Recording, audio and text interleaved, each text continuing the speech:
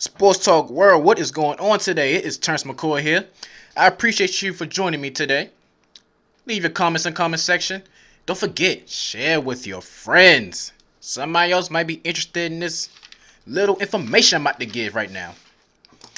Alright, so we all know about the whole Duke and North Carolina game.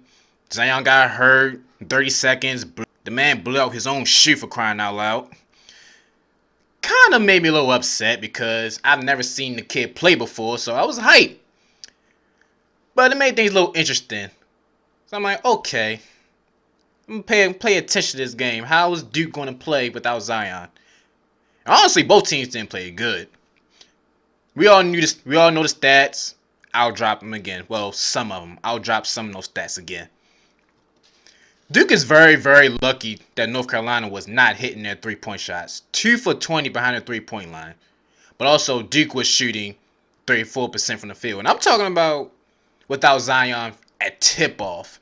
Not no second half he blew out his shoe. He blew out his shoe 30 seconds in the tip-off. So, we saw a Duke team without Zion from the jump play. So if I'm a Duke fan, I'm a little bit worried. They beat Syracuse, but I'm still a little bit worried if I'm a Duke fan. Now, of course, the question. If Zion is healthy, should Duke play him? I'm going for a championship, for crying out loud. I'm playing Zion. I don't care. Without Zion on the floor, I feel as though that force is not there. Duke is a whole complete different team with Zion. I think you have a better chance of winning with Zion than without Zion. Excuse me. But I'm not sleeping on Coach K at all. Hall of Fame coach, can't sleep on him. You still got two hidden monsters on that squad. RJ Barrett and Cam Reddish. RJ Barrett is the top 2 player in the country. Behind who? Zion Williams.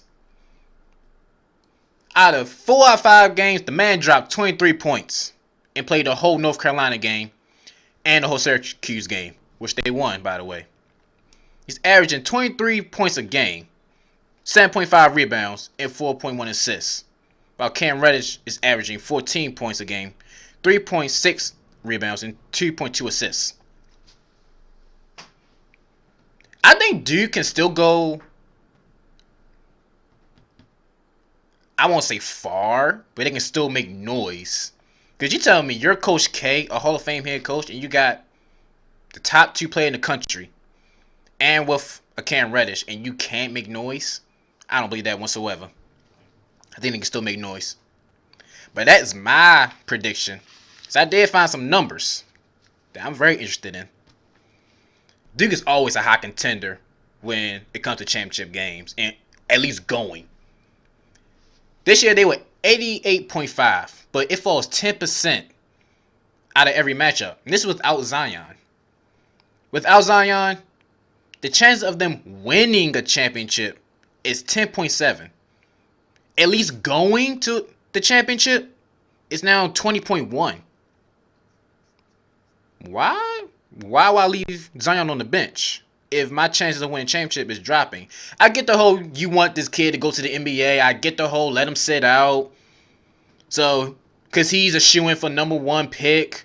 But if I'm Zion and I'm giving my team the best chance to win a championship and to be a part of March Madness, I want to be on that court. I'm sorry. I mean, you can't. You're playing safe. I get it, but you got to have that contender in you to go out and still play. I mean, it's an unfortunate injury. Nike, you still have some explaining to do. I'm still waiting. But you can't play safe. Get out there. Go win the championship. At least go to the championship, at least. Because without Zion, Duke was beatable with Zion. Now without Zion, they're very beatable. I think a lot of teams are pretty much even with Duke now that Zion's gone. For example, my pick, North Carolina, beat Duke 88-72. I figured that once Zion went down. But check this out. Remember when I said we're going to see Duke play without Zion at tip-off? North Carolina is very stingy. They forced Duke to 20 turnovers. That's the most in 8 years in Duke. They smacked around Florida State. I was actually watching that game. Florida State was okay in the first half, but in the second half, the game was over. The game wasn't fair. They forced Florida State to a 31% shooting.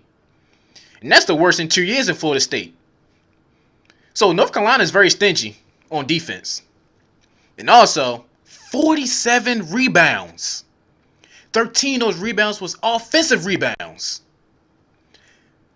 Behind Luke May, Cameron Johnson, Nazir Little, who had 8 rebounds in that Florida State game. That was his most as a Tar Heel. And freshman Kobe White, I got him being very special.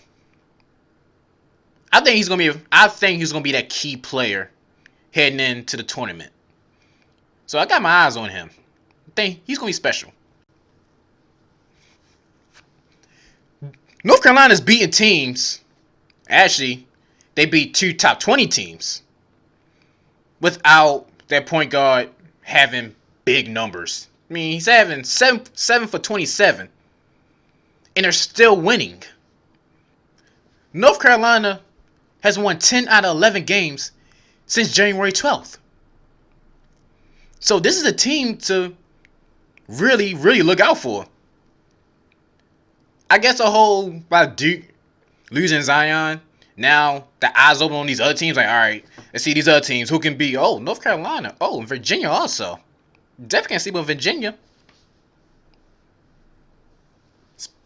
Back to defense. Virginia is leading the nation in defense, allowing their opponents to only 54.6 points a game. They lost to a healthy Zion, but they also beat North Carolina. They was getting blown out in the first half by Louisville. Kyle Guy and Ty Jerome was combined 4 for 20. DeAndre Hunter came in and just saved the day. Ended the game with 26 points, shooting 9 from 11 and brought the team back from a double-digit deficit and won the game. So Duke is beatable. I'm not sitting Zion. It's a 3-way tie between these 3 teams: Duke, North Carolina, and Virginia.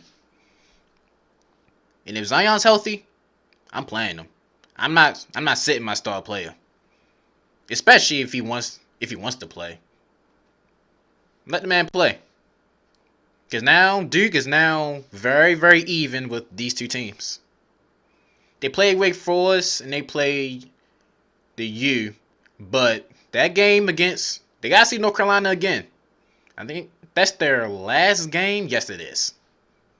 And that's going to determine everything. Hopefully, Zion is healthy and Duke decides to play him. Or their chances of winning championship is going to get low. So, let me know what y'all think. Should Duke play Zion? Is Duke still continue without Zion? Or will another team take the throne? So let me know what you think. So Sports Talk World, I appreciate you for joining. It's Terrence McCoy, and I'll see you later.